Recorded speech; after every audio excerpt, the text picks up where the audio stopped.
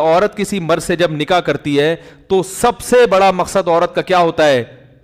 سہارا چاہیے اور معاشی، ارے بولو نا، معاشی اردو تو تھوڑی سی سیکھ لو یار، معاشی کفالت چاہیے اس کو کہ میں اپنی اولاد کی تربیت کر سکوں گھر کی چار دیواری میں سکون سے.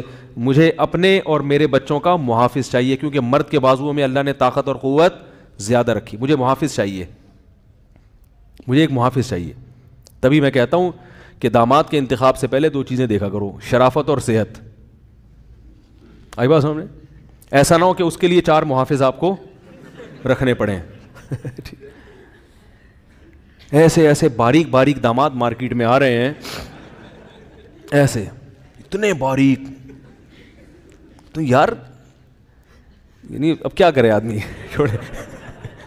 تو موسیٰ علیہ السلام کو اپنی بیٹی جب دی نا انہوں نے، وہ جو تھے مدین میں جب گئے تھے حضرت موسیٰ علیہ السلام، تو وہ دو بچیوں کو پانی پلایا انہوں نے.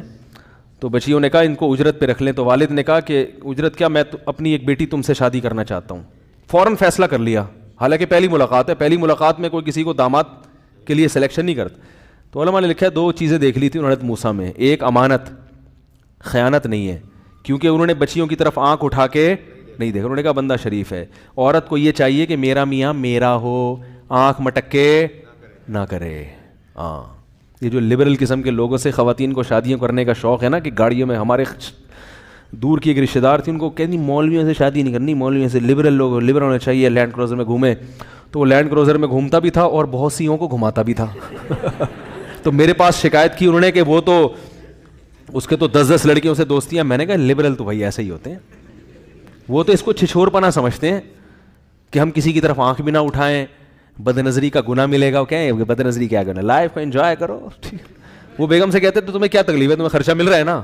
وہ بیچاری کڑھائی پہ نا، جو عورت کی تو عذاب میں آ جاتی ہے اگر اس کے مرد کے ناجائز تعلقات ہوں. وہ تو برداشت، وہ کہتی میں نے شادی کیوں کی ہے، پھر وہ تو شادی اسی تحفظ کے لیے کی ہے نا کہ یہ میرا، مجھے اطمینان ہوگا کہ یہ اس کے 10 لڑکیوں سے تعلقات نہیں ہیں.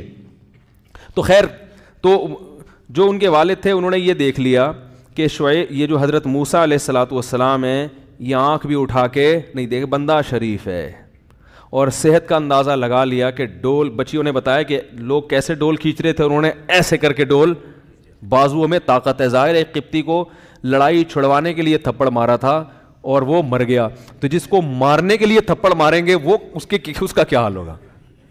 ہیں اتنے صحت مند تھے. پیسہ نہیں دیکھا، کیونکہ جب آپ کی صحت اچھی ہو اور آپ ایمانت دار ہو تو پیسہ مل جاتا ہے. کیونکہ صحت صحیح نہیں ہوتی، محنت ہی نہیں کرتا یا سست ہوتا ہے.